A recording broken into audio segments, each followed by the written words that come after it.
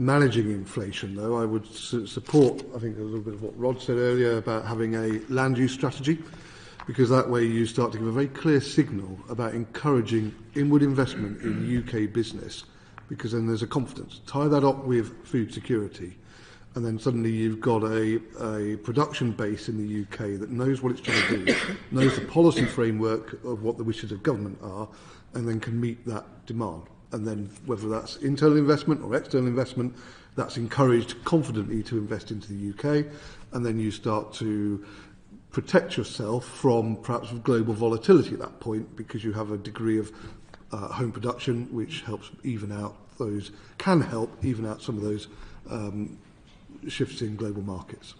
With agricultural inputs, I think we are the subject of a global marketplace, and it's our members who are bidding against other countries around the world for that supply of inputs.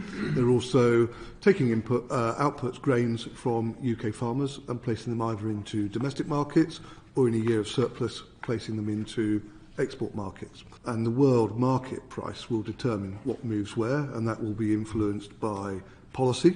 So that could be tariffs that are set by governments around the country, around the world rather.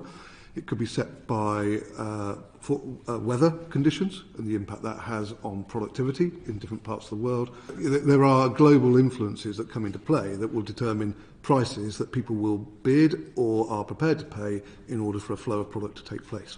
And that's just a global competitive marketplace. And I think you need that tension in the global market in order to see flows of trade. In the supply industry, people use written contracts. And those written contracts are written into the future. So when prices are moving up, people are taking positions that cover them for a period into the future.